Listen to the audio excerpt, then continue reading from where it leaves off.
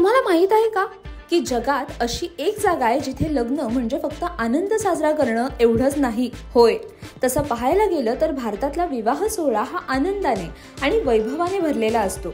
परंतु एका चीनी तुजिया नावाच्या जमातीमध्ये विवाह हा असा प्रसंग आहे जिथे वधूला खूप रडावं लागतं. तसं पाहायला गेलं तर प्रत्येक वधू ही सासरी जाताना रडतेच, पण या ठिकाणी तर चक्क वधूकडून रडण्याची प्रॅक्टिस करून घेतली जाते. साहजिकच ही परंपरा तुम्हाला खूप विचित्र वाटेल, पण या जमातीचा असा विश्वास आहे की वधूचं रडणं हे लग्नाला शुभ करतं. कल्पना करा, एकीकडे लग्नाचा दिवस हा आयुष्यातील सर्वात सुंदर दिवस असतो आणि दुसरीकडे या जमातीतील मुली 1 महिना अगोदरच रडण्याचा सराव सुरू करतात. अनेक वेळा घरातील लोक त्यांना जास्त रडायला लावतात आणि जर अश्रू बाहेर आले नाहीत तर नवरीची आई आपल्या मुलीला मारहाण करून रडायला लावते. या विचित्र प्रथेबद्दल आज आपण जाणून घेऊयात. भारतात लग्नाचं वातावरण हे आनंदाचं आणि उत्साहाचं असतं, पण चीनच्या दक्षिण पश्चिम प्रांतामध्ये म्हणजे सिचुआनमध्ये राहणाऱ्या तुजिया जमातीचं लग्न हे पूर्णपणे वेगळं असतं.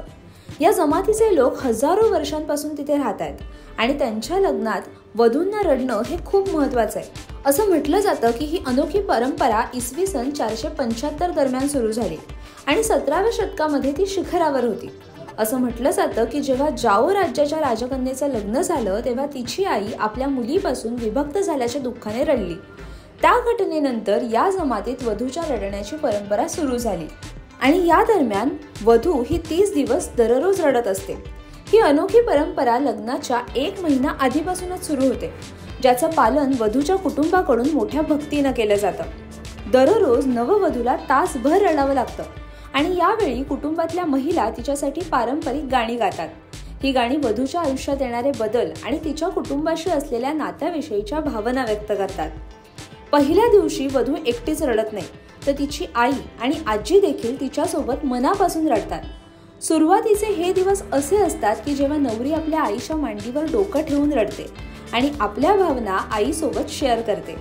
जसजसे दिवस पुढे जातात तसतसे नववधूचे अश्रू हे अधिक गडद होत जातात.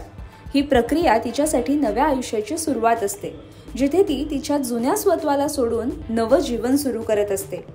1 महिना चालत असलेल्या या प्रक्रियेमध्ये नवरीला तिच्या घरच्यांकडून प्रेम आणि सहानुभूती मिळत असते.